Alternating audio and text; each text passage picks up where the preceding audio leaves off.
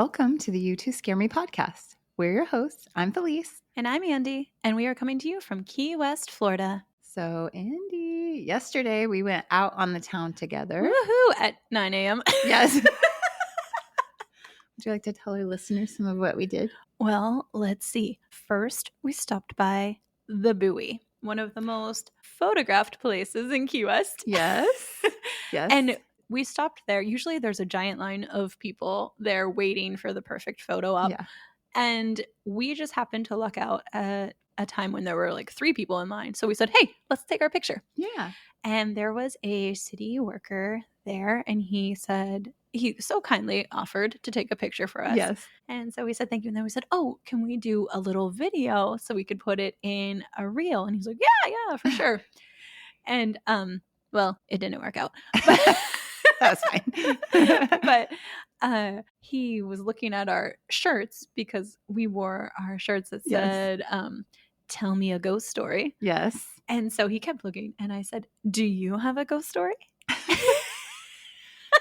He said, all I got is this shovel. Oh, And cute. we're like, oh, thanks, sir. Thanks so much. So that's how we started. And then we went to eat breakfast because we needed some sustenance. Yes.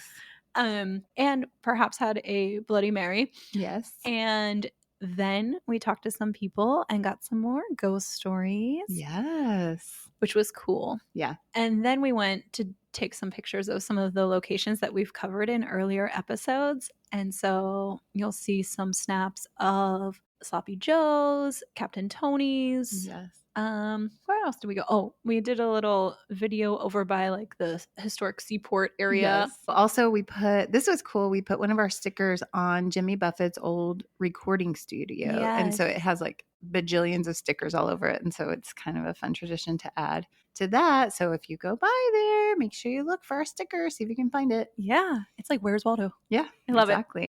So we did that, and that was fun. And then we stopped by, there are a lot of little booths around town for tourists, like to get on the trolley and schedule tours and things like that. And so there was a woman who kept like watching us as we're running around doing silly things. Yeah. Well, she saw our shirts too. Oh, I yeah. think that's why we and so we stopped to begin with. And we stopped to ask her if she had any spooky stories. But anyway, we scheduled a like ghost tour on the trolley. Yes, it's called Ghosts and Gravestones. Yes, I did it like when I very first moved here, like about 10 years ago, but I haven't done it since then. So I'm pretty excited. I hope that we hear some of our stories that we've done, and maybe we'll get some new ones too. And maybe some like insider stories. Yeah. What are we going to wear? I don't know. I think we got to wear our podcast shirts. Okay, we'll wear those. Yeah. Should we bring the sheets?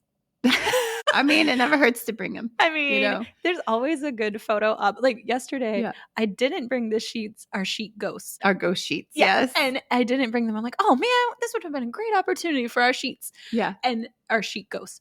It was so funny because Ryan used my backpack the other day. And I was like, where did you put all my stuff? He's like, where is my super suit? He's like, there's just some sheets in there. Just like put them in the laundry room. And I was like, those aren't sheets. Those are my ghosts. Where are my ghost sheets? I had to do that at my house too one time. So anyway, that's funny. But yeah, we're really looking forward to that. We should definitely bring our sheets. I think that would be cute on the trolley. Hopefully they didn't get put in the wash. There's no more eyes. It's just like, oh, I know. Ooh, that would be super scary. Yeah. Bill said that we should ask the conductor to mention our podcast. Yes, I will. Awesome. I'm excited. It was fun. We're going to have fun tonight. We'll keep you updated on what happens on the spooky trolley ride. Yeah. Too bad we don't have any equipment we could take just to make it extra spooky for you. I know. Well, I think we just drive past though. Maybe. I don't know. The one I went to before, we stopped at somewhere, the pirate shipwreck or the shipwreck museum, and they gave us some equipment. So I don't know. I don't know if it's different or the same, but we'll see. We'll find out.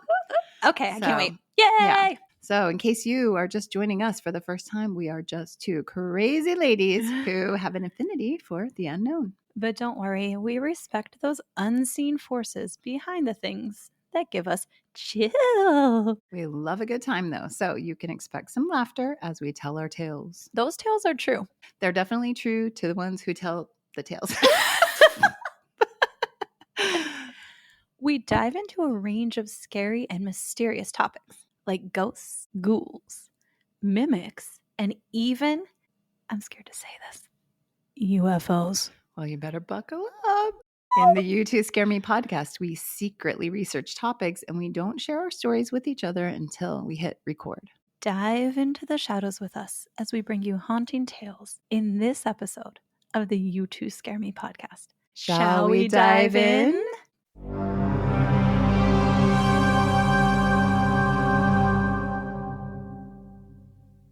Today, we're going way off the radar, literally, and diving deep into the UFO and USO history of Key West, Florida. No, Yes. I don't feel safe about this. Oh, get ready. No. I think it's so funny that of all the things that you're scared of, it's UFOs. Why Is there a that reason? so? Because in my brain, okay, UFOs are operated by aliens. Mm-hmm. And those aliens probably have crazy technology. They could just come right in and take me away. Ghosts, yeah. I'm not scared of those ghosts. UFOs, aliens, nobody wants to be probed. Some people might. I don't know. That way. I'm not sure. I don't know. To me, I'm like, it doesn't make sense that there aren't aliens. Like, absolutely. Our universe is so big that to me, I'm like, I don't know. I just figure that it's probably real. I agree, but I'm still very scared. I'm going to be, oh, what just happened?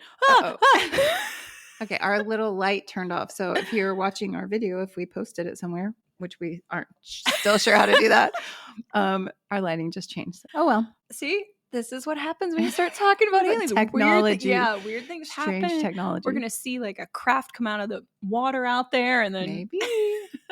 Well, okay. You're about to find out. All right. Key West is known for ghosts, haunted saloons, and even the occasional cryptic. Shout out to our friend Skunk Ape. Skunk Ape, woohoo! But believe it or not, there's a long and often buried history of unidentified flying and submerged objects in the waters and skies of this tiny island at the edge of the continent. I told you. Yeah. If something comes out of that water, I'm done. I'll be so excited. Okay.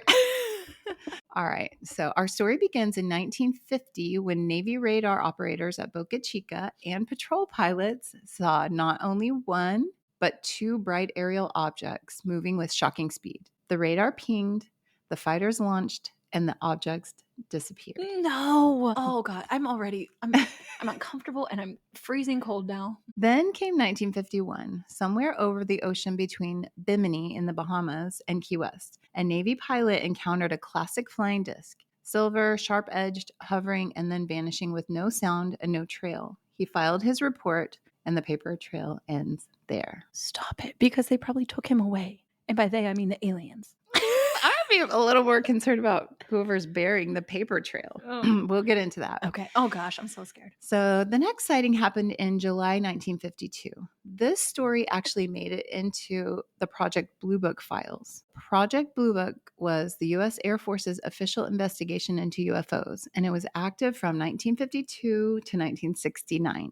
It investigated over 12,600 UFO reports. And its job was to determine whether the phenomena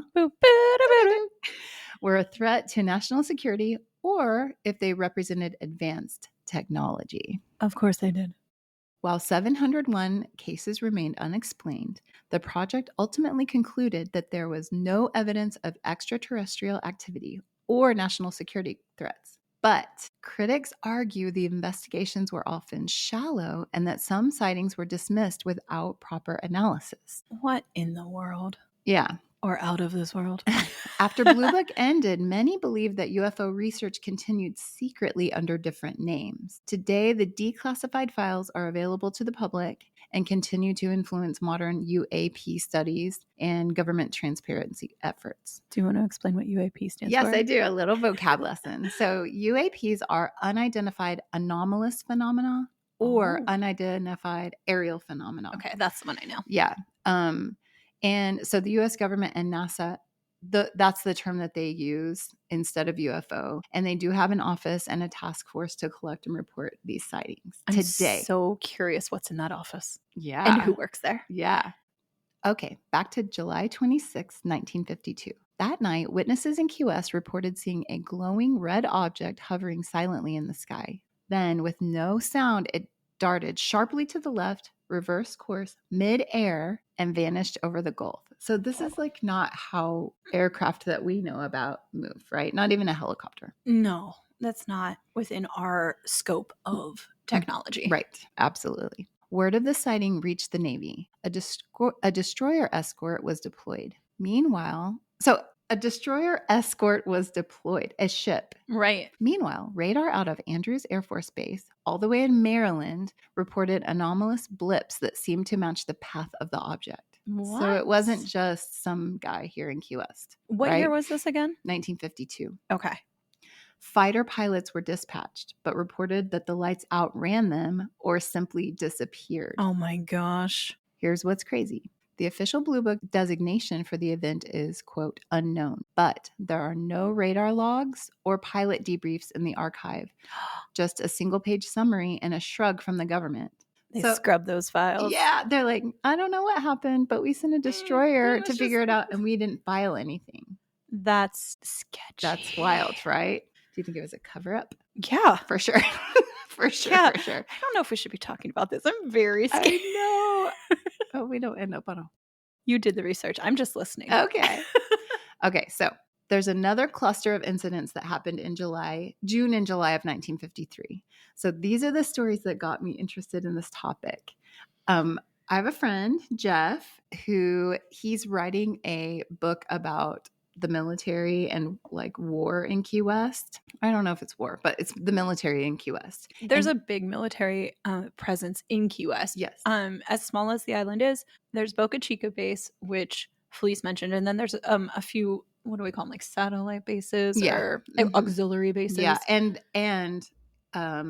the military activity goes way, way back, in history. Yeah, I mentioned, oh gosh, when the forts were built, like obviously in Civil War era. Well, yeah, I think we even go back to like the Spanish-American War. We're located between, the mainland Florida, and also like the whole Gulf of Mexico. Mm-hmm. Like we are kind of the entry to the Gulf of Mexico. So a lot has happened here. Anyway, so during Jeff's research, he ran across some government documents and sent me screenshots because he thought that they would be interesting for the podcast. Isn't that so thoughtful? That's amazing. Yes. He was like, these don't really apply to my stuff, but you might find them interesting. Oh my gosh. So the papers are old and yellow and a little hard to read, but they are official military documents, Air Force forms, naval observations, and investigation summaries. And what they describe is nothing short of astonishing. No. It starts near Big Spanish Key, just off of Key West. This is in 1953, June 18th. At 7 p.m., Navy Warrant Officer Paul R. Lang and his wife see an intensely bright light in the southern sky. It hovers, then darts toward them, veers away, and then shoots south at what Lang calls a very high rate of speed. The light changes intensity, blinks in and out, and is unlike anything the seasoned seaplane base officer had ever seen. Weird. The Air Force logged the report as TAC 16-53, so that's the name of the official form. Okay. And they noted, this is in quotes, very bright light or lighted object which was not familiar to nor recognized by the observer. So then just 24 hours later on June 19th, a fisherman anchored near Marathon spotted something strange. A semicircle of greenish yellow light, 8,000 feet up, appears in the twilight sky. It pulsed, it was lit for 3 seconds, and then dark for 2. It did this 3 full times before executing a sudden 90-degree turn and vanishing into a cloud bank. Oh my gosh. The fisherman described it like a flashbulb opening in the sky. The Air Force document uses exact coordinates and includes weather data, making it one of the most detailed civilian UFO reports of its era. Oh my gosh. I can't. I just can't. Meanwhile, on the same night, another fishing boat near Key West saw the same object. This time, 3 witnesses described a glowing, wrinkled, greenish disc that flew 13 seconds across the sky, completely silent, before disappearing. 1 witness wore prescription glasses, 1 had sunglasses, and 1 had unaided vision. All described the same thing. That's what the actual report said. Oh my gosh. Because they're like, it's just a spot on your glasses, Johnny.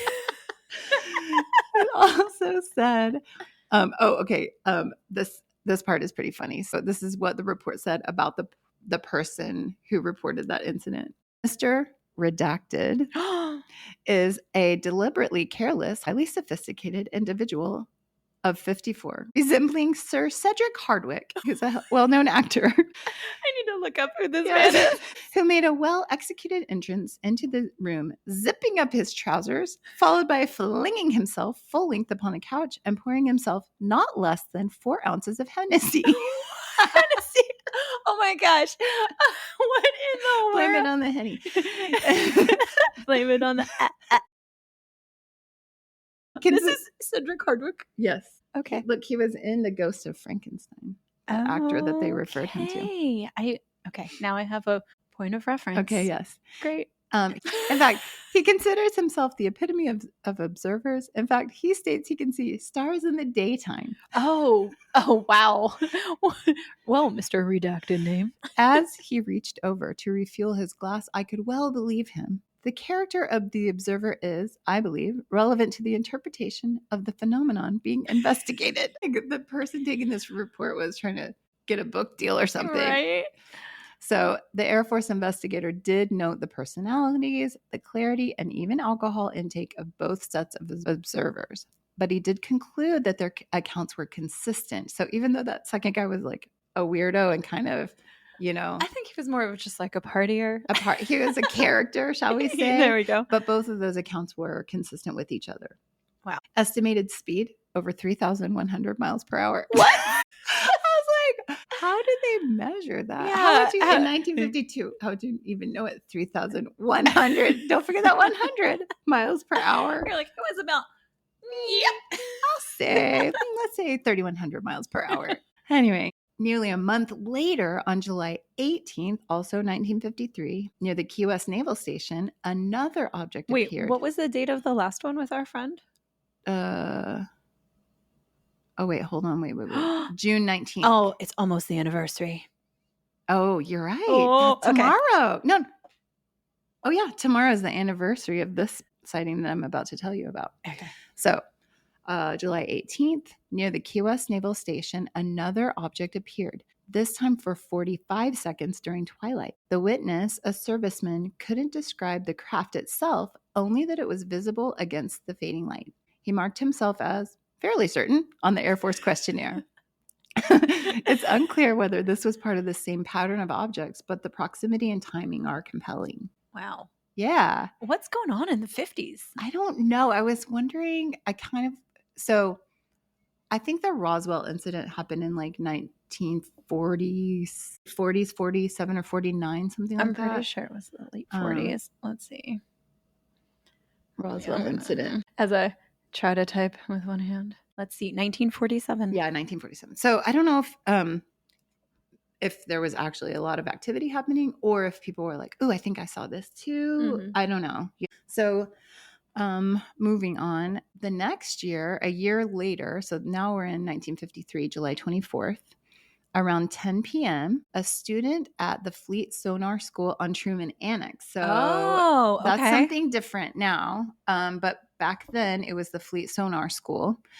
So this student spotted a bright pinpoint of white light over Key West. It moved overhead in a smooth arc, made a wide turn, and blinked out below the eastern skyline. It was completely silent and had no known aircraft signature. Whoa. In one of these documents, it actually showed a picture of, the movements of these. Oh, They drew out like a diagram. What it looked like. Okay. Military investigators checked the weather. The cloud ceiling was 22,300 feet. So it was clear. Right. They determined that, yes, there were aircraft in the area. One had a searchlight. So they chalked this one up to probably a searchlight on an aircraft. But they also noted that the student was above average, well-adjusted, and consistent in his story. There was no clear evidence of a beam, and the light moved in a smooth circular path, not the sweeping motion of a searchlight. So they couldn't really describe, I think, in their terms or in their experience what it was. So they said, well, it was probably a searchlight, even though it really didn't match what a searchlight is like. Just let's explain this way and put it away on the shelf. Exactly. what we're looking at is a cluster of coordinated sightings between June 18th and July 24th, 1953. Oh, I'm sorry. That wasn't a year. That was in the same year. All of that was 1953. This last one was also 1953. Multiple trained military observers, multiple independent civilian witnesses. There was no radar contact, known aircraft, or sonic booms from these aircraft, and just flashes of color, sudden acceleration, and vanishing lights. Oh my gosh. Each time the reports made it to the U.S. Air Force. So I don't know. I think that's really interesting. Some were logged in the Project Blue Book era, and some were buried in intelligence files. All were declassified decades later. But the question remains, what was flying or hovering over Key West that summer? Was it a cover-up? Yes, honestly. or just careless record keeping. I don't know. It smells like secrecy. Yeah. It's so crazy. The craziest thing is that if Jeff hadn't sent me those files from 1953, I wouldn't have found them online. They weren't online. That's amazing. Yeah. So when I did my own search, none of those came up. So some of the earlier ones did, and then some of the later ones I'm about to tell you about did come up too, but not those. Whoa. Yeah. Jeff. Go Jeff. If anybody's on the watch list, it's Jeff. Right. Don't worry, Jeff. We'll read your book. 10 years after this cluster of sightings, it happened again in 1963. A glowing amber color cigar of light hovered over Key West. Yeah. It's a different alien race this time. Yeah, I guess so. A Navy weather observer and a civilian couple watched it sit still, then shoot upward like a missile. Investigators wrote, "This incident cannot be explained using available weather, astronomical, or flight data." Yikes. So then we'll move on to 1967, the radar grid encounter. This story is one of the most solid sightings on record, one with radar confirmation, military involvement, and just enough missing data to raise more than a few eyebrows. Oh, no. So picture this. It's late March 1967. The Cold War is in full swing. Down at the southern tip of Florida, radar operators at Naval Air Station Key West and Homestead Air Force Base, which is now known as Homestead Air Reserve Base, are tracking something strange. 8 fast-moving objects in a precise grid formation. That is crazy. Now, this wasn't a fluke. These were multiple radar screens confirming the same thing. 8 bogies flying in tight, coordinated formation. They weren't following commercial paths, and they weren't behaving in like any known aircraft. Oh my gosh. 2 jets were scrambled to intercept. Only 2? What are we doing, guys? Well, one pilot reported seeing a silvery orb moving like a meteorite but flying level. This was recorded in debriefs that were later cited in a MUFON incident analysis. The objects accelerated and veered toward Cuba. Wow. So, in case you don't know, MUFON, MUFON, is the Mutual UFO Network. It was founded in 1969, and it is one of the oldest and largest civilian UFO investigation organizations in the world. Oh. It collects eyewitness reports of UFO sightings, investigates them using trained field investigators, and publishes findings. They maintain a large database of sightings and are often referenced in both academic and paranormal research. Wow. Okay. Back to the story, and here's where it gets weirder. Rumors surfaced, though they were never officially confirmed, that a Cuban MiG-21 was also scrambled and then vanished.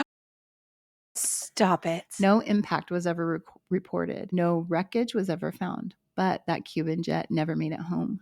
Oh my gosh. Isn't that crazy? What do you do? What if you're, the wife, and you're like, hey, you should be home for dinner. Yeah. Oh, he's not home for dinner. Yeah. Hey, what happened to him? They're like, oh, we don't know. No official U.S. military transcripts or radar logs from that night have ever been publicly released. Stop it. Despite multiple Freedom of Information Act or FOIA requests. MUFON reported that the Air Force denied any relevant files' existence. Coincidence or cleanup? I smell a conspiracy. So now let's move into the modern era, almost. January 24th, 1997. Oh, we were alive then. We were. Okay. Yes, we were. I still think of 1997 as the modern era, but it was the 1900s. The 1900s. It was like a good long time ago. A couple driving from Key West to Marathon during a downpour noticed 2 metallic silvery gray objects hovering above the road. They said the objects were completely still in the sky, silent, not swaying with the wind, unaffected by the storm. One of them was described as the size of a school bus. What? The couple tried to take photographs, but of course, the images didn't develop properly. Classic. Is it one of the disposable cameras? Oh, yeah, probably. Like, right? They reported the sighting to law enforcement and directed to civilian UFO research groups. No Air Force or FAA reports were ever filed. No radar anomalies were noted that night in the publicly available FAA logs. Nothing in NOAA weather data, nothing in local Coast Guard logs. It's as if it never happened, except to the two people who saw it. Oh. I feel like this one could go either way. Like the other ones have actual documents of people who reported them to the military. And I feel like you got to be pretty serious about what you think you saw to go and tell the Air Force about it. Absolutely. But I don't know. But they did. They reported it to local law enforcement. Well, they were probably super freaking scared. Yeah. I'm just picturing making the drive in the dark. And it's pretty dark driving up the Keys. And it was raining. And it's raining. And you see this and you're like, what is going on? Yeah. Like, that's really scary. Yeah. I can't deal. Maybe they really saw something. Maybe their eyes were playing tricks on them. Maybe they had a few too many mojitos. Hopefully they weren't driving after mojitos. Okay, so this next one comes from just up the coast in Key Largo. So that's about 3 hours away from where we are. Like Key West is the last, like the southernmost key, and Key Largo is the first one. The northernmost key. Mm-hmm. So on a quiet, clear summer night in 2011, a group of... What were you doing in 2011? Probably partying my face off. Having the best time ever. I was living in New York at that time. Ooh. Mm-hmm. Oh my goodness. Or wait, maybe I had made the move to San Diego with my future husband. Wow. So, all right. On a quiet, clear summer night in 2011, a group of fishermen spotted a large boomerang-shaped craft drifting silently overhead. It's another alien race. Here we go again. Yeah, I know. Or maybe they're just different models. They're maybe. Like, which one is like... They're like, it's the 2000s now. We've upgraded. It had 5 or 6 white lights under its curved wings and moved slowly and steadily in a straight line. No engine sound or flashing lights and no trail. When they later tried to identify the aircraft, no FAA records matched, and the Coast Guard claimed no operations were in the area. This report remains in the, quote, unverified category, but the consistency among witnesses and the shape matching other boomerang sightings globally makes it one to watch. Whoa. Most recently, we have underwater anomalies. No. USOs, or unidentified submerged objects. I feel like this phenomenon is becoming more, I don't know if I want to say popular or more frequently seen, recorded, that sort of thing. And it's really spooking me out. Yeah, it is. It is weird. Yeah. I've heard about them lately too, like off the coast of Mexico and stuff like that. All right. So in December 2023, a Reddit user, yes, I know, bear with me, shared a story about witnessing lights underwater off the side of a cruise ship near Key West. The lights moved in impossible zigzag patterns, stopping and starting suddenly beneath the waves. More compellingly, a retired Coast Guard officer commented anonymously, saying that we used to see flashes of light with no radar contacts all the time, and that the waters off of Key West were some of the strangest he ever patrolled. Stop it. Yeah. Weren't you just telling me about lights under the water in Fort Jefferson? Yes. Or on above the water or something like that? Yeah. So there's some that are seen above and some that are seen below. They were attributing them to the lost souls who were buried, and then the island, got submerged. Maybe they're aliens. Oh no, this makes me never want to be out on the water at night or looking at the water at night. I do not want to be on the water or in the water at night. Ooh, too spooky, but that's because of sharks. We're gonna go sit out on the chairs some night and just, what if we see something? I will cry and probably pee my pants and just be so scared. So no official logs back this sighting up. I searched U.S. Coast Guard records, nothing. But the thing about classified sonar data, if it's real, it's not going to be on public servers because it's classified. Right. It typically takes 25 years for a classified document to be released, but some documents hold their classified status for 50 to 75 plus years. That's what I was going to ask you. You know, okay. It kind of depends. Like, you know, some of the files, you know, like Martin Luther King files and the Kennedy files and stuff like that, they still haven't been completely released, even though they're starting to release parts of them now. But, you know, some things they may never get released. Wow. So if there is sonar data on these modern day UAS sightings, we won't know for a very long time, if ever. So what do you think? Are we dealing with natural underwater phenomena, secret military tests, or something else? My bet is on something else, and I don't want to talk any more about it. Okay. Okay. It's so spooky. From several sightings of strange lights in the 50s to radar verified formations in the 60s to silent metallic craft in the 90s and then underwater anomalies in our own decade, QS has been quietly but consistently strange. And despite sightings involving multiple radar returns, trained military observers, and even declassified summaries, many of these cases end the same way. No answers or closure, just that familiar phrase, insufficient data for further analysis. And maybe that's the most unsettling thing of all. I cannot deal with this. I've been so tight. Look at me. My hands have been clenched this whole time. I'm like, my shoulders are up to my ears. I'm so like tightly wound. Yeah. I'm so scared. Also, I'd be really interested to talk to some of the Coast Guard people we know who spend time out on these waters. Yes. And be like, hey, just whisper to us if you've ever seen something. Yeah. Can you give me a thumbs up? Thumbs up, thumbs down. Have you seen something strange? Okay. Yeah.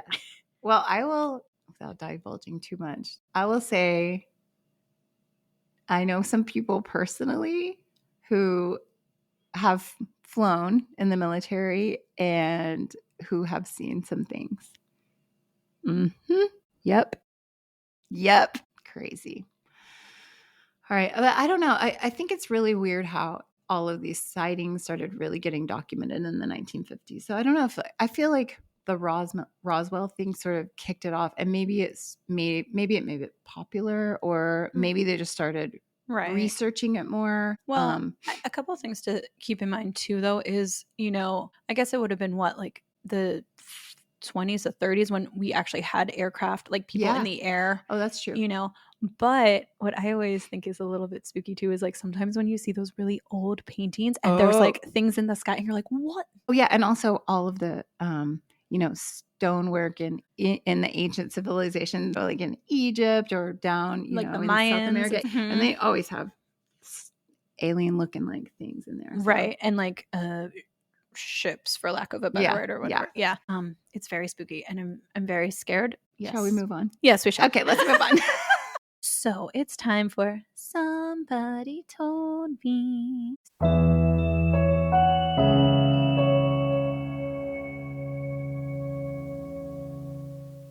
So this story came into our inbox. Let me read it to you.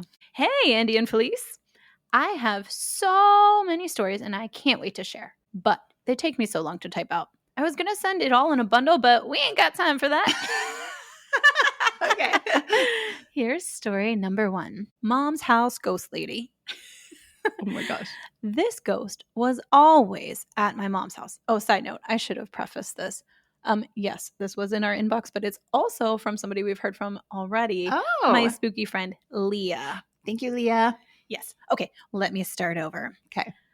Mom's house ghost lady. This ghost was always at my mom's house. Just a staple of the home. I could routinely feel her in the house and could see her sometimes, but always out of the corner of my left eye. Oh, here we go again. Uh-huh. Yeah. So I think when we had heard Leah's previous story, it was at a friend's house. Yes. And it was a male presence. Okay, so this is in her mom's house. Okay. There were times where I'd be working on my homework and I could see her in the entryway between the kitchen and the living room. She'd usually be holding up her arms like a wave, or that she was holding a light. Of course, her dress was long and white. I have a theory about this. Yeah. That's what Leah said. Okay. Okay. Well, because we were wondering about that before. Remember, we asked that question. Yeah. Why are they always in a long white dress? Right. And it felt very 1920s. My mom taught us to talk to the ghost that we saw. So whenever she appeared, but I was doing homework, I would quietly just say that I had stuff to do and couldn't be distracted and would ask her to leave. And she usually would just go. She was a quiet presence, but sometimes she would knock things down. She was known for knocking down empty cardboard boxes or stuff off the back room shelf. So we hear a clatter, but we were all on the other side of this 1,000 square foot house and hear boxes fall. It was her. She's appeared to my mom at the back door, and that really freaked my mom out because it was in the reflection of the glass door, which reminded me of Melissa's story. That we've heard, or like a reflection in the glasses. Yes. Yeah. Oh, in the glasses. Yep. Yeah. Overall, she was just a very persistent lady and was always around. We could feel an extra soul in the room, or the temperature would change in one specific space. After I went to college, she got a bit more present and noisy to my mom, but in new places in the home. My sister's room, the living room, just places she hadn't bugged us before. I think that's so interesting. She was like maybe a little lonely. Yeah. And she's like, are you lonely too, Mom? Yeah. Because the kids are away at school? Yeah. My mom finally started a home remodel because the floors were starting to sag. It's an old Kansas farmhouse.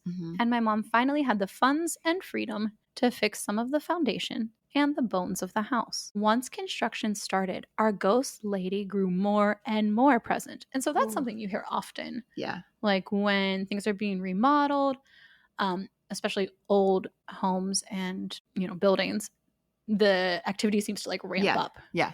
She never did anything malicious or physical, but my mom said she felt her all the time, even at night when she was trying to sleep. We could just tell that she was upset or disturbed by the house being upended. 2 things happened next.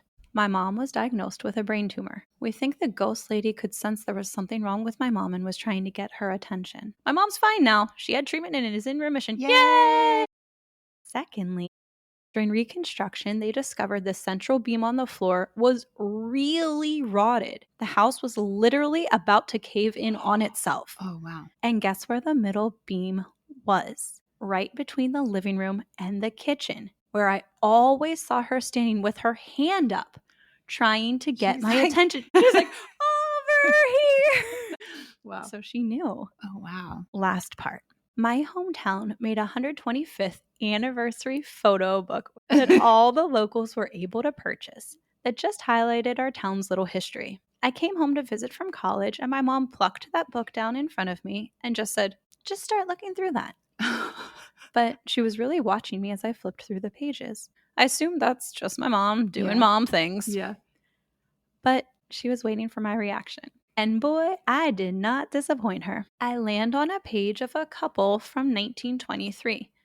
The woman in a white, light-colored, lacy dress of the time, and the man in a worn suit. And I just stopped. I lingered on the photo because I wanted to be sure of what I was going to say. I lifted my head, looked my mom dead in the eye, and said, "This is our ghost." Wow. And my mom went wild. She confirmed the woman had owned, with her husband, the house and lived in the house. I don't have her name off the top of my head, so I need to go ask my mom for it. Yeah. But it was her. Wow, that is amazing. Incredible. Yeah. Can you imagine what that must have felt like? Like you're like, whoa, that's Yeah. her. Oh my That is gosh. crazy. Well, also, I feel like a lot of times when people see a ghost or a spirit, it's like they don't get a lot of details, like right. But I think face because details and stuff like that. Because and she was such a consistent yeah, presence. Yeah, and also they're really sensitive to right that kind of stuff. Right. But I love that it's like the whole town, you're just kind of going through, and then you're just like, oh yeah, huh. Boop. Yeah. And also they own this house. Yeah, that's crazy. We don't actually see or hear or really feel her around anymore. We think that because the house is safe from collapsing now, and my mom's tumor is doing fine, she's not as present because there isn't a lot to react to anymore. Wow. But sometimes I'll visit my mom's house, sit in the living room, and the room will suddenly feel heavier. But it's not a scary feeling. It's more of a hello. Whoa. Oh my gosh. Thanks, Leah. Well, that's amazing. I know. I'm desperate to see this photo. Yeah, no kidding.